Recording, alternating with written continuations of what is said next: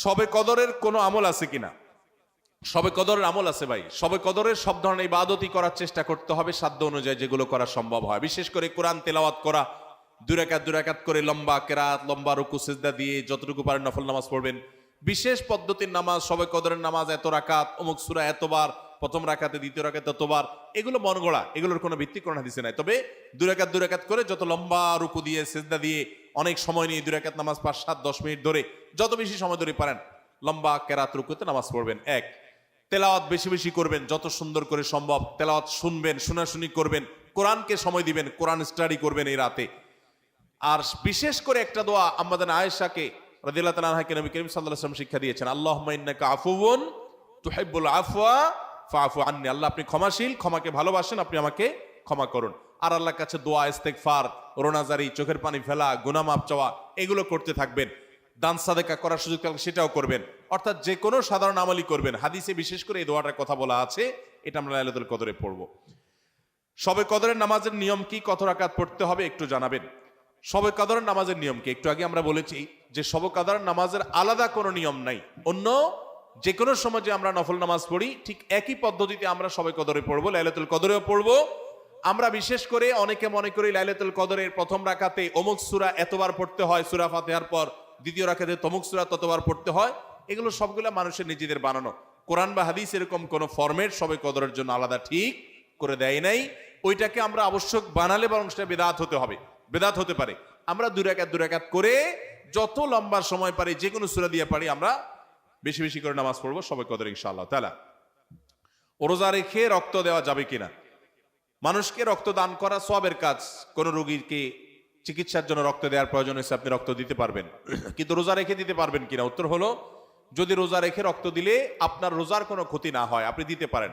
রোজার ক্ষতি না হওয়া মানে, অনেকে আছেন যে রক্ত দিলে তিনি নিজে দুর্বল হয়ে, তার শরীরে এমনি রক্ত শূন্য, রক্ত দেওয়ার ফলে দুর্বল হয়ে তার রোজাটাও বরং রাখাটা রিস্ক হয়ে যেতে পারে। এরকম যদি হয় কেউ, তাহলে তার জন্য এটা করা উচিত না, জায়েজ না, যেহেতু তার রোজা হুমকির মধ্যে পড়ে যাবে। আর এরকম সচরাচর বেশিরভাগ লোক এরকম না, সুস্থ স্বাভাবিক আলহামদুলিল্লাহ, যে এক ব্যাগ রক্ত আমি দিলে আমার অসুবিধা হবে না, আমি রোজা রাখতে পারবো, তাহলে সে অবস্থায় রোজা অবস্থায় রক্ত দিলে রোজা ভঙ্গ হবে না। রমজানের শেষ দশকের কোনো আমল আছে কিনা, কি কি আমল করতে পারি? রমজানের শেষ দশক হলো আমলের সবচেয়ে গুরুত্বপূর্ণ দশক। ভাইরা আমার, নবী করিম সাল্লাল্লাহু আলাইহি সাল্লাম সম্পর্কে আমাদের আয়েশা বলেছেন, কানা ইয়াজিতাহিদু ফীহি মা লা ইয়াজিতাহিদু ফী গায়রি। রমজানের শেষ 10 দিনে আসলে নবী সাল্লাল্লাহু আলাইহি সাল্লাম ইবাদতের জন্য এত চেষ্টা করতেন, এত মেহনত করতেন, এত সাধনা করতেন, তার জীবনে অন্য কোন সময় ইবাদতের জন্য এত সাধনা করতেন না, শেষ 10 দিন ইবাদতের জন্য যেরকম সাধনা করতেন। এবং আমাদের আয়েশা বর্ণিত হাদিসে আরো বলেছেন তিনি, নবী করিম সাল্লাল্লাহু আলাইহি সাল্লাম কানা ইদা দাখালাল আশার, রমজানের শেষ 10 দিন যখন শুরু হতো, আহিয়া লাইলা, সারা রাত আর ঘুমাতেন না, শেষ দশক কখনো ঘুমাতেন না। ওয়া আইকাযা আহলা, পরিবারের লোকদেরকে ঘুম থেকে ডেকে তুলতেন। ওয়াসাদ্দামে ইজারা, কোমর বেঁধে নিতেন। এবং ইবাদতের জন্য সবচেয়ে বেশি মেহনত মুজাহাদা তিনি করতেন। ভাইরা আমার, রমজানের শেষ দশক হলো ইবাদতের সবচেয়ে গুরুত্বপূর্ণ সময়। আমাদের বেশিরভাগ মানুষ ঈদের কেনাকাটায় আমরা ব্যস্ত হয়ে পড়ে, শহরের মানুষ গ্রামে যাওয়া ব্যস্ত হয়ে পড়ে, গ্রামের মানুষ শহরের মানুষকে ওয়েলকাম করার জন্য ব্যস্ত হয়ে পড়ে। আমাদের শেষ দশকের ইবাদত হয় না। শেষ দশক ইবাদত করার চেষ্টা করবো তো ইনশাআল্লাহ। শেষ দশকের প্রধান ইবাদত হলো এতেকাফ। শেষ দশকের প্রধান ইবাদত কি? এতেকাফ। এতেকাফ করার চেষ্টা করবেন। আমরা শেষের দিকে এসে এতেকাফের কথা বলি, তখন আপনারা এটার ফজিলত বুঝেন না। নবী করিম সাল্লাল্লাহু আলাইহি সাল্লাম রমজান রোজা 3 হিজরিতে ফরজ হয়েছে, তার ওয়াফাত পর্যন্ত কোনো বছর শেষ দশকের এতেকাফ ছাড়েন নাই, মসজিদে এতেকাফ করছেন। যুবকরা এতেকাফ করবেন তো ইনশাআল্লাহ। 3টা ইবাদতের স্বাদ নগদ পাওয়া যায়, আমি কোরআন হাদিসের আলোকে আমার অভিজ্ঞতার মিশেলে আমি জানাচ্ছি। এর মধ্যে একটা হলো, লম্বা সময় নিয়ে যদি সেজদা দিতে পারেন, বিশেষ করে তাহাজ্জুদে, তো দেখবেন এটার স্বাদ আপনি অনুভব করবেন। আর দ্বিতীয়টা হলো এতেকাফ। এতেকাফ রমজানের শেষ দশক যদি মসজিদে বসে যেতে পারেন, গাঠি বুসকা নিয়ে, কিচ্ছু করতে পারেন না, শুধু বসে গেছেন মসজিদে 10টা দিন, আপনার ফিল হবে যে আপনি আল্লাহ তাআলার চৌকাঠে এসে পড়েছেন। এতেকাফের মজা যারা একবার পায়, তাদেরকে এটা থেকে দূরে সরা রাখা যায় না। আর 3 নম্বর হলো আরাফাতের ময়দানের দোয়া। এটাতে যে স্বাদ, এই 3টা স্বাদ যে পাইছে, সেই স্বাদগুলো কখনো আর ছাড়তে চায় না। আল্লাহ আমাদের সবাইকে ইতিকাফ করার তৌফিক নসিব করুন। রমজানের শেষ দশকে ইতিকাফ করবেন, বেজর রাতগুলোতে বেশি বেশি ইবাদত করবেন, অন্য রাতগুলোতে ইবাদত বন্দি বেশি বেশি করবেন, কোরআন তেলাওয়াত বেশি বেশি করবেন, কারণ এই দশকে লাইলাতুল কদরে কোরআন নাজিল হয়েছে। আর নফল নামাজ, অন্যান্য দান সাদেকাও বেশি বেশি করে করবেন। রমজানে নারীদের প্রচুর ব্যস্ততা থাকতে হয়, তাই নারীদের জন্য অধিক ফজিলতপূর্ণ কোনো আমল আছে কিনা? আমাদের মা বোনরা রমজানে অনেক বেশি ব্যস্ত হয়ে পড়েন। মা বোনরা রমজানে বেশি ব্যস্ত হয়ে পড়েন, সেজন্য তাদের ব্যস্ততা কমিয়ে আমল এবং ইবাদতের সুযোগ করে দেওয়ার দায়িত্ব আমাদের পুরুষদের। রমজান আসছে সিয়াম বিরত থাকার জন্য, পানাহার দিনের বেলা আল্লাহ তাআলা নিষেধ করে দিয়েছেন। আমরা এই পরিমাণ খানা খাই যে রমজানে আমাদের খানার চোটে মা বোনরা ইবাদত করতে চাইলেও করতে পারে না।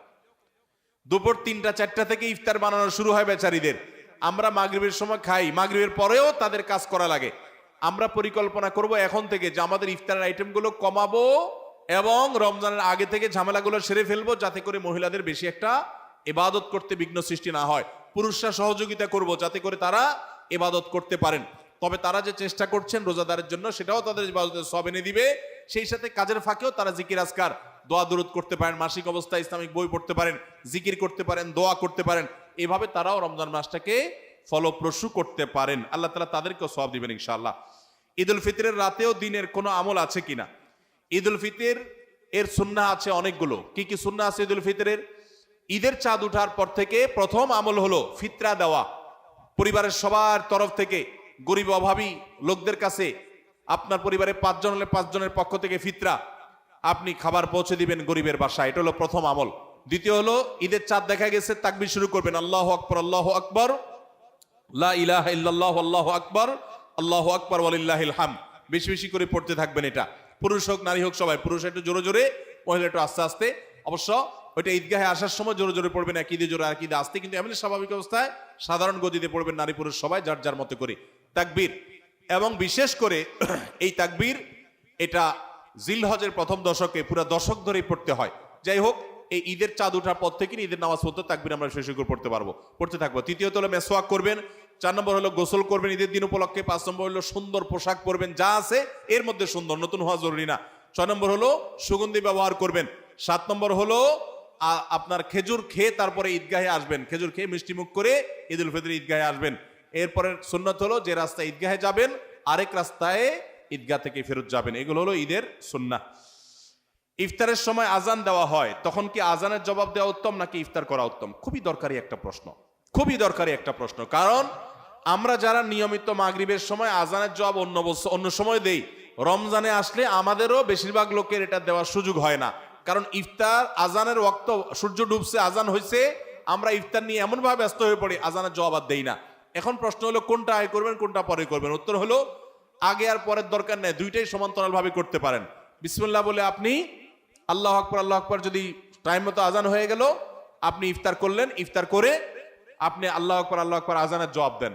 খেতে থাকেন আর ফাঁকে ফাঁকে জবাব দিয়ে দেন। জবাব দেওয়ার সময় আপনি খেতে পারবেন না, একদম চুপচাপ বসে জবাব দিতে পারবেন, কোনো কথা নাই তো। খাওয়ার ফাঁকে ফাঁকে একটু ব্রেক দিয়ে দিয়ে আপনি আজানের জবাব দিয়ে দেন, তাহলে দুইটা একসাথে হয়ে যেতে পারে। আমরা অনেকে এটা করি না, এটা করা উচিত আমাদের। রমজানে কখন দোয়া করলে দোয়া কবুল হয়? রমজানে দোয়া কখন কবুল হয়? প্রথমত রোজাদার ব্যক্তির সারাদিনই দোয়া কবুল হয়। নবী করিম সাল্লাল্লাহু আলাইহি সাল্লাম বলেছেন যে রোজাদার ব্যক্তির রোজা কবুল হয়, দোয়া কবুল হয় হাত্তা ইফতিরা, সে ইফতার করার আগ পর্যন্ত। কোন কোন হাদিসে আসছে হিনা ইফতির, ইফতারের সময়টাতে দোয়া কবুল হয়। তাহলে রোজাদার সারাদিনই তার দোয়া কবুল হয়। আপনি রোজা অবস্থাতে, সিয়ামরত অবস্থাতে, অফিসে আদালতে, কাজে কর্মে, মা বোনরা রান্না বাড়ায়, যে যেখানে থাকেন না কেন, ওই ফাঁকে ফাঁকে আপনি দোয়া চালাই দিবেন। এবং দোয়ার জন্য অজুও জরুরি না, বিনা অজুতেও দোয়া করতে পারেন, যদি অজু করে করলে উত্তম। আর 2 হাত তুলে করতে পারছেন না, কাজ করছেন, মনে মনে আল্লাহর সাথে কথা বলছেন, এটাই দোয়া, মুনাজাত চলতে থাকবে। সারাদিনই রোজাদার ব্যক্তির রোজা অবস্থা দোয়া কবুল হয়। বিশেষ করে ইফতারের আগ মুহূর্তে দোয়া কবুল হয় স্পেশালি। আর ভোর রাত, সেটা তো দোয়া কবুলের সময়, সাহরির সময়টা। তাহলে সারাদিন, ইফতারের আগে এবং সাহরির সময়, 3 সময় রমজান মাসে দোয়ার জন্য বিশেষভাবে যত্নশীল থাকবো। এরপরে প্রশ্ন হলো রমজানে গুনাহ মাফের জন্য কোন দামি আমল ও দোয়া আছে কিনা, কিভাবে ক্ষমা পেতে পারি দয়া করে জানাবেন। রমজানে গুনাহ মাফের জন্য আল্লাহ তাআলার কাছে তওবা এবং ইস্তেগফারের কোনো বিকল্প নাই। তওবা ইস্তেগফারই হলো গুনাহ মাফের প্রধানতম মাধ্যম। আপনি আল্লাহর কাছে বিগত জীবনের গুনাহগুলো মাপ চেয়ে পরবর্তী জীবন শুদ্ধ সুন্দর থাকবার সংকল্প করবেন, এটাই হলো মূল উপায়। এবং এর মাধ্যমে আল্লাহর কাছে গুনাহ আপনি মাফ করাতে পারেন।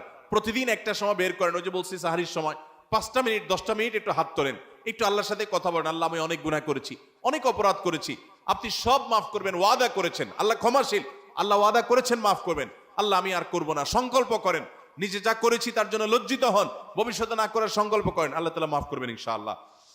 তারাবির নামাজের নিয়ত কিভাবে করব? তারাবির নামাজের নিয়ত কিভাবে করবেন? কারণ মুখস্থ আছে তারাবির নিয়ত?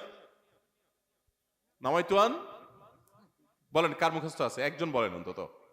তারাবির নিয়ত কে বলতে পারবে? বলেন বলেন ভাই।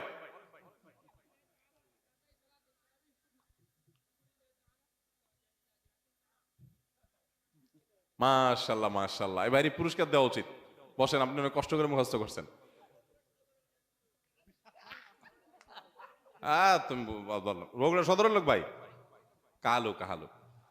আচ্ছা ভাই, তারাবির নামাজ বা যে কোনো নামাজের নিয়ত জরুরি। নিয়ত ছাড়া কোনো আমল হবে না। কিন্তু নিয়তটা হলো মনের ইচ্ছার নাম। নিয়তটা কিসের নাম? আমি ভাইকে দিয়ে নিয়তটা কেন শুনছি সেটা আপনারা জানেন? জানেন না আপনারা? আমি ওনাকে দিয়ে কেন শুনলাম বলেন তো? কে বলতে পারবেন? কে বলতে পারবেন না? আমি ওনার দিয়ে এই জন্য শুনছি যে ওইটা আমার জানা ছিল না। এটা হলো সত্য কথা। ওইটা আমি নিজেও জানি না। নামাইতুয়ান দিয়ে শুরু এটা জানি, কিন্তু বাকি শেষেরটা আমি জানি না। এই জন্য আমি চাইছি একটু শুনতে আর কি। আমি জানি না এই জন্য যে কোরআন হাদিসে কোথাও পাই নাই। এখন ভাইরা কেউ পাইলে তো ভিন্ন কথা, আমি কোথাও পাই নাই। এই নিয়ত মুখে এরকম গদবাদা উচ্চারণ করা, হ্যাঁ এটা পাইছি আমরা ছোটবেলা বগদাদি কায়দায়। বগদাদি কায়দা এটার জন্য কত মাইদ্যরে হয়তো খাইছি, পাইয়া তখনই ভুলে গেছি। এটা পরবর্তীতে কোরআন হাদিসে যেহেতু পাই নাই, এই জন্য আর আমরা ওটা মুখস্থ করি নাই। ভাইরা আমার, নামাজের জন্য এরকম নামাইতুয়ান, এরকম গদবাদা যে দোয়া আমরা শিখেছি, এগুলোর কোনোটি কোরআন বা সুন্নাহর কোথাও আমরা নিয়ত করব মন থেকে যে আমি তারাবির নামাজ পড়ছি, বাস এটা আমার ইন্টেনশন আছে, নিয়ত আছে, মনে আছে, এটাই যথেষ্ট। মুখে উচ্চারণ করা জরুরি না, এবং মুখে উচ্চারণ করা এটা সুন্নাহও না। নবী সাল্লাল্লাহু আলাইহি ওয়াসাল্লাম শিখানো না এটা আমাকে। ইবাদত করতে হবে তার পদ্ধতিতে। কোনো হাদিসে যদি এবার উৎসাহ দেওয়া না থাকে, আমি কেন সেটা করতে যাব, কসরত করতে যাব? তবে হ্যাঁ, নিয়তটা হলো অন্তরের ইচ্ছার নাম, সেটাই যথেষ্ট। আলাদা মুখে নামাইতুয়ান পড়ার দরকার নেই। তারাবির নামাজে কি সুন্নত না নফল নাকি ওয়াজিব? তারাবির নামাজ সুন্নাত। নবী করিম সাল্লাল্লাহু আলাইহি ওয়াসাল্লামের সুন্নাত, সাহাবা ইকরামের সুন্নাহ। অতএব সুন্নাতের নিয়ত করলে নামাজ হয়ে যাবে। নফল শব্দের অর্থ হলো ফরজ ওয়াজিবের বাইরে এক্সট্রা, অতিরিক্ত। নফল মানে অতিরিক্ত, সেই হিসাবে নফল নিয়ত করলে আদায় হয়ে যাবে, কিন্তু এটা সুন্নাহ নামাজ। তারাবির নামাজ কিসের নামাজ? সুন্নাহ নামাজ। সারি ও ইফতারে কোন দোয়া আছে কিনা? সারি এবং ইফতারের দোয়া আছে। বিশেষ করে ইফতারের দোয়া আছে, সারির জন্য আলাদা কোনো দোয়া নেই। ইফতারের দোয়া হলো বিসমিল্লাহ বলে ইফতার শুরু করবেন, আর ইফতার করার পরে দোয়া করবেন যাহাবাজ জমা ওয়াবতাল্লাতিল উরুক ওয়া সাবাতাল আজরু ইনশাআল্লাহ। যাহাবাজ জমা ওয়াবতাল্লাতিল উরুক ওয়া সাবাতাল আজরু ইনশাআল্লাহ। আল্লাহুম্মা লাকা সুমতু আল রিজকিকা আফতারতু, এটাও হাদিসে আছে। কিন্তু এই যাহাবাজ জমা ওয়াবতাল্লাতিল উরুক ওয়া সাবাতাল আজরু ইনশাআল্লাহ যেটা বলেছি, এইটা বেশি অনেক হাদিসগুলোতে আছে এবং সনদের দিক থেকে অনেক বেশি স্ট্রং, অনেক বেশি প্রসিদ্ধ, এবং অর্থটা বেশ চমৎকার। যাহাবাজ জমা মানে হলো আমার ক্লান্তি দূর হলো, ওয়াবতাল্লাতিল উরুক মানে শিরাগুলো সব আর্দ্র হলো, যে পানি পান করেছি, ইফতার করেছি, এবং ওয়াসাবাতাল আজরু ইনশাআল্লাহ, আল্লাহর কাছে বিনিময় দাঁড়িয়ে গেছে ইনশাআল্লাহ। এটা ইফতার করার পরে বা কিছুটা খেয়ে তারপরে এটা পড়া সুন্নাত। যাহাবাজ জমা ওয়াবতাল্লাতিল উরুক ওয়াসাবাতাল আজরু ইনশাআল্লাহ। আর ইফতারির একবারে শেষের দিকে আপনার এই ইফতারের শেষের দিকে বা ইফতার শেষ করে তারপর এটা পড়বা। সাহারির জন্য আলাদা কোনো দোয়া আছে বলে আমার জানা নাই, তবে ওইটা দোয়া কবুলের সময় সাধারণ যে কোনো দোয়া আল্লাহর কাছে করবো। ভাই সময় কম যেহেতু, আর রমজানের প্রশ্ন এখানে রাখছি। কিছু বেরমজানের প্রশ্ন দিই কয়েকটা, না কিছু বলে সব বলে রমজান দিতে না, সব রমজান বেরমজানেরা কি দোষ করছে? কয়েকটা রমজানের বাইরে থাকুক। শুটকি মাছ খাওয়া হালাল নাকি হারাম? রাজেক রেজবি প্রশ্ন করেছেন, শুটকি মাছ খাওয়া হালাল নাকি হারাম? ভাই এই প্রশ্ন চিটাঙ্গালারা শুনলে মাইর দিত, যে শুটকি ছাড়া তাদের চলেই না, আর এরা জিজ্ঞেস করে এটা হালাল না হারাম। ভাই শুটকি মাছ খাওয়া হালাল, মাছ খাওয়া হালাল। এখন মাছকে কি আপনি শুটকি বানায় খাবেন, নাকি হালুয়া বানায় খাবেন, নাকি আপনি ফ্রাই করে খাবেন, সেটা আপনার ব্যাপার। মাছ হালাল প্রাণী, এটা মারা গেলেও খাওয়া যায়, জবাই করার প্রয়োজন হয় না। অতএব এটা খাওয়া হালাল। শুটকি খাওয়ার শুধু হালালই না, চিটাঙ্গের ওলামা একরামদের অনেকে, আমরা চিটাং পড়াশোনা করছি যখন, আমাদের ওস্তাদরা অনেকে বলতেন শুটকি খাওয়া বেটা হালাল না, শুধু সুন্নত। তো বলতাম সুন্নত কেমনে, এটা দলিল কি? দলিল দিয়ে বলতেন যে সাহাবীরা একবার একটা বড় মাছ পাইছেন এক সফরে, সম্ভবত আম্বর নাম, আপনার নাম অনেকে হাদিসে জানেন। বিশাল একটা মাছ পাইছেন কোন একটা অভিযানে, যে সমুদ্র থেকে উপরে উঠে পড়ে গেছে বিশাল মাছ। তো সে মাছ তারা খেয়েছেন, খাওয়ার পর সেখান থেকে মাছ নিয়েও আসছেন। এখন সাহাবীদের মধ্যে এই মাছ দীর্ঘদিন তারা ওখানে খেয়েছেন, আবার নিয়েও আসছেন। নবী করিম সাল্লাল্লাহু আলাইহি সাল্লামকে জিজ্ঞাসা করা হলো এটা হালাল না হারাম। তো নবী করিম সাল্লাল্লাহু আলাইহি সাল্লাম সেটা খাওয়ার অনুমতি দিলেন এবং বললেন যে আর আছে কিনা। তো এখন যারা সুন্নত বলেন তারা বলেন এই মাছ সফরে পাইছে, তারা সেখান থেকে খাইছেন, ওইটা রাখছে, আবার নবী নিয়ে আসছেন মদিনাতে, নবী সাল্লাল্লাহু আলাইহি সাল্লাম সেখান থেকে আছে কিনা জানতে চাইলেন, নিলেন, খাইলেন। তাহলে এই যে মাছ সেখানে ধরা পড়ছে এবং সফর, তখন তো আর বিমানের সফর ছিল না যে কয়েক ঘন্টা চলে আসছে, আসতে সময় লাগছে, এগুলা কেমনে হয়েছে? নিশ্চয় শুটকি বানায় আনছে। এই দলিল দিয়া, যদি এই দলিল কোনো যৌক্তিক না, কিন্তু এটা ঠিক যে শুটকি খাওয়া কি হালাল, এই দলিল কোনো শক্তিশালী দলিল না যে এর মাধ্যমে শুটকি প্রমাণিত হয় যে নবী সাল্লাল্লাহু আলাইহি ওয়াসাল্লাম শুটকি খেয়েছেন। এটা বিভিন্নভাবে হতে পারে, লবণ দিয়ে রাখা হতে পারে, তারপরে যা মরুভূমি এলাকাতে এমনি জিনিসপত্র একটু দেরিতে পৌঁছে সেভাবে হতে পারে, আরো নানাভাবে হতে পারে, আবার শুটকিও হতে পারে, আল্লাহু আলাম। বাকি শুটকি খাওয়া যে হালাল এতে কোনো সন্দেহ, আপনার যদি রুচি না কুলায়, গন্ধ লাগে আপনার কাছে, আপনি না খেলেন। অনেক জিজ্ঞেস করে বট খাওয়া হালাল কি না, ওই যে গরুর বুড়ি, এটা খাওয়া হালাল, সেটা আপনার রুচির ব্যাপার, আপনি খেতে মনে চাইলে খেতে পারেন। গোস্তকে মাংস বলা যাবে কিনা, অনেকে এটা নিয়ে খুব আপনার শক্তভাবে বলেন যে গোস্তকে মাংস বলা যাবে না, বললে গুনাহ হবে। কেন? কারণ মাংস হলো মায়ের অংশ, মা যোগ অংশ সমান সমান মাংস। হিন্দুরা গরুকে মায়ের অংশ মনে করে, সেজন্য তারা তাকে মা বলে, এই জন্য ওই গরুর গোস্তকে মাংস বলা হয় মায়ের অংশ থেকে। আমরা তো সেটা মনে করি না, অতএব আমরা মাংস বললে গুনাহ হবে, এগুলা সঠিক কথা না। গোস্তকে মাংস বললে কোনো অসুবিধা নেই, কারণ প্রথমত অংশ তালিব্যস দিয়ে রেখেন না, আর মাংস লিখলে মহাকার অনুস্বকার তালিব্যস না দন্তস, তাহলে এটা অংশ থেকে হইলে কিভাবে বোঝা গেল? আর দ্বিতীয় কথা হলো, মায়ের অংশ তো হিন্দুরা গরুকে মনে করে, ছাগলকে তো মায়ের অংশ মনে করে না, মুরগির তো আর মনে করে না। তো আমরা তো ছাগলের মাংস বলি, মুরগির মাংস বলি, আর এটা অথেন্টিক কোনো সোর্স থেকে প্রমাণিত নয় যে সেখান থেকেই মাংস এবং সে উদ্দেশ্যেই মাংস বলা হয়। বিদায় গোশতকে মাংস বললে কোনো অসুবিধা নাই। স্বামী স্ত্রী একসাথে নামাজ পড়া যাবে কিনা, এবং যদিও পড়া যায় তাহলে তার নিয়ম কিভাবে? স্বামী স্ত্রী একসাথে নামাজ পড়তে পারেন, যার যার নামাজ আলাদা আলাদা পড়লে তো পাশাপাশি পড়তে পারে। জামাতে নামাজ পড়লে স্বামী সামনে দাঁড়াবেন, স্ত্রী পেছনে দাঁড়াবেন, এবং স্বামী একামত দিবেন, আবার ইমামতিও করবেন, করে নামাজ পড়তে পারেন যদি তারা দুজন হন। রোজা অবস্থায় স্বামী স্ত্রী একে অপরকে চুম্বন করতে পারবেন কিনা? যদি এটার ফলশ্রুতিতে নিজেকে নিয়ন্ত্রণ হারিয়ে ফেলার আশঙ্কা থাকে তাহলে জায়েজ নাই, আর সেরকম আশঙ্কা না থাকলে জায়েজ আছে, এবং বিভিন্ন হাদিস দ্বারা এটি প্রমাণিত আছে যে এটা যদি অনিয়ন্ত্রিত হয়ে যাওয়ার আশঙ্কা না থাকে তাহলে এটা জায়েজ আছে, এবং হাদিস দ্বারা সেটি প্রমাণিত। হাজরা আসওয়াদ নাকি দুধের মতো সাদা ছিল, কিন্তু আদম সন্তানের পাপের স্পর্শে পাথরটা নাকি কালো হয়ে গেছে, কথাটি কি সত্য? হ্যাঁ, এ মর্মে হাদিস আছে, এটি জান্নাত থেকে আসা পাথর, এবং এটি বনি আদমের যে পাপ সেগুলোকে মোচন করেছে, করতে করতে সেটা কালো পর্যন্ত হয়ে গেছে, এরকম একটি রওয়ায়াত আছে। কি কি কারণে একজন ইমামের পিছনে নামাজ পড়া যাবে না? একজন ইমামের পিছনে নামাজ পড়া যাবে না যখন তিনি শিরকে আকবরে লিপ্ত হবেন, কুফুরে আকবরে লিপ্ত হবেন, অর্থাৎ ইমান চলে যাওয়ার মতো কোনো কাজ যদি করে তাহলে ওই ইমামের পিছনে নামাজ পড়া যাবে।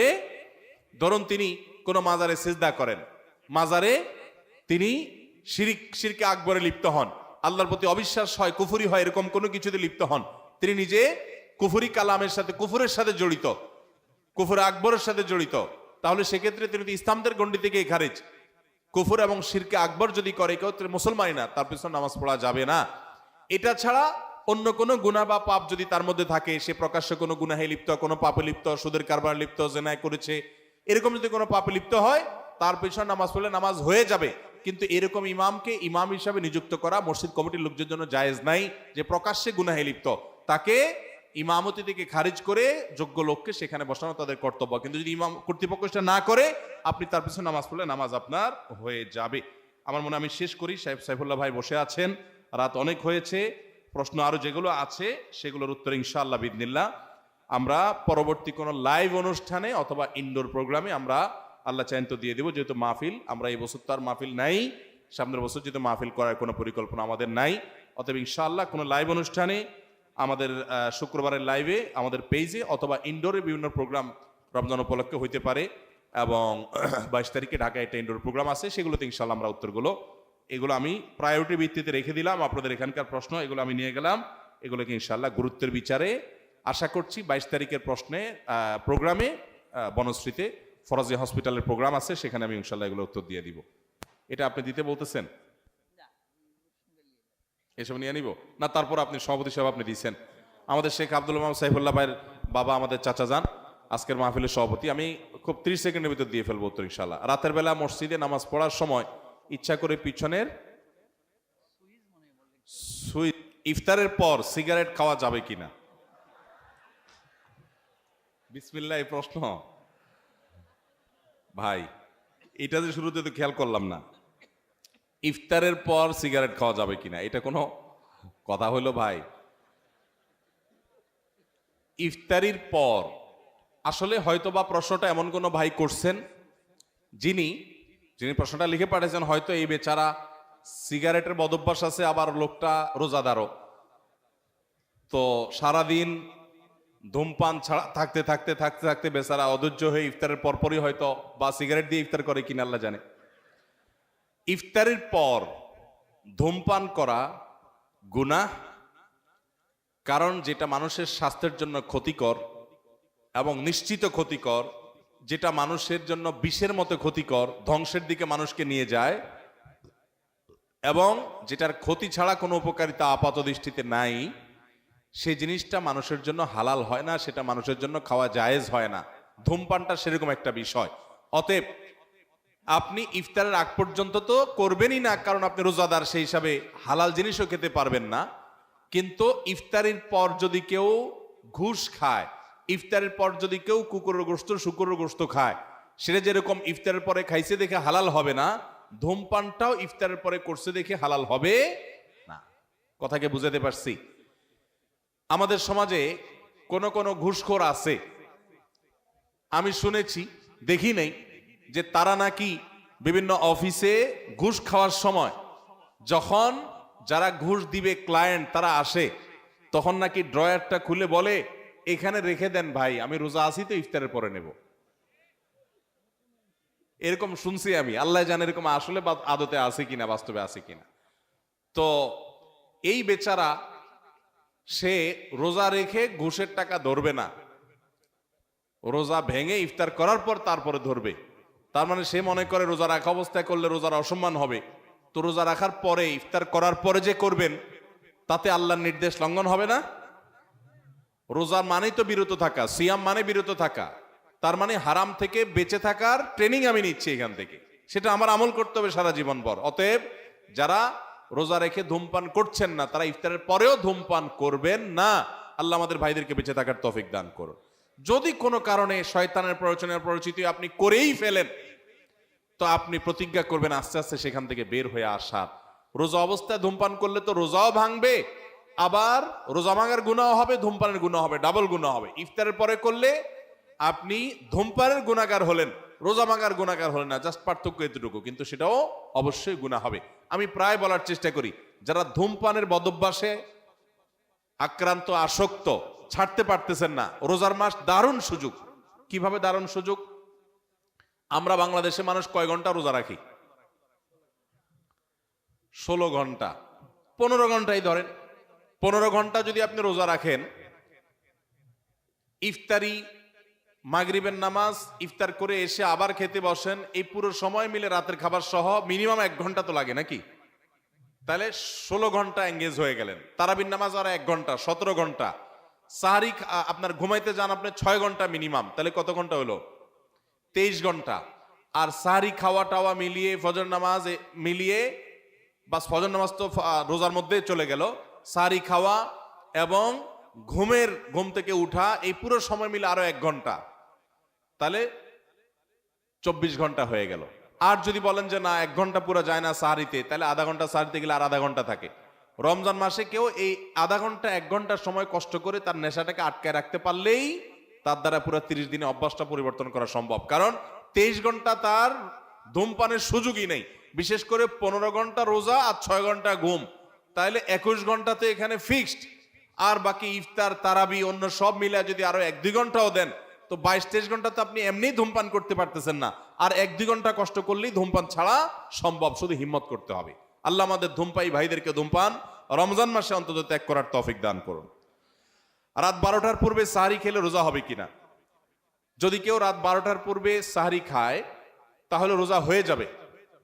এমনকি মধ্যরাতে কেউ, শুরুর রাতে কেউ খেয়ে শুয়ে গেছে, সাহরি আর খায় নাই, তারও রোজা হয়ে যাবে। কিন্তু সাহরি খাওয়াটা সুন্নাহ। নবী করিম সাল্লাল্লাহু আলাইহি ওয়াসাল্লাম বলেছেন, তাসাহারু ফাইন্না ফিস সাহুরি বারাকা, তোমরা সাহরি খাও কারণ সাহরির খাবারের ভিতরে বরকত আছে। অনেক মুরব্বীরা আছেন দুপুর রাতে সাহরি খেয়ে ফেলে, গ্রামাঞ্চলে বিশেষ করে। এটা উচিত না।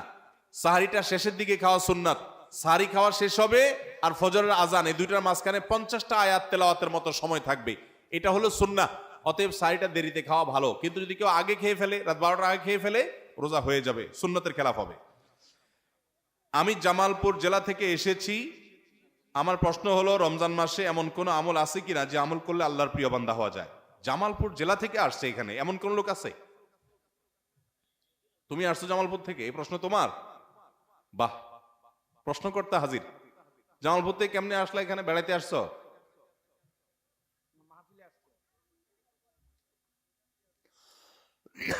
বগুড়া তোমার ভাই থাকে তো, জামালপুর থেকে বগুড়া আসছো, এখান থেকে আসছো, তাহলে মাহফিলের জন্য তার আসো নাই? ও মাহফিলেই আসছো ভাইয়ের বায়া হয়ে, মাশাআল্লাহ। যাই হোক, ঠিক আছে, বসো। তোমার সাথে আলাপ আমার উদ্দেশ্য না, মানে আমি অবাক হয়েছি যে জামালপুর কোথাও, অনেক দূর না, ময়মনসিংহ পার হয়ে। যাই হোক, জামালপুর থেকে আসছে ভাই, তোমার প্রশ্নটা চলে আসছে, নসিব ভালো, বহু প্রশ্নই তো আসছে সবাই। রমজান মাসে এমন কোন আমল আছে কিনা যা করলে আল্লাহর প্রিয় বান্দা হওয়া যাবে?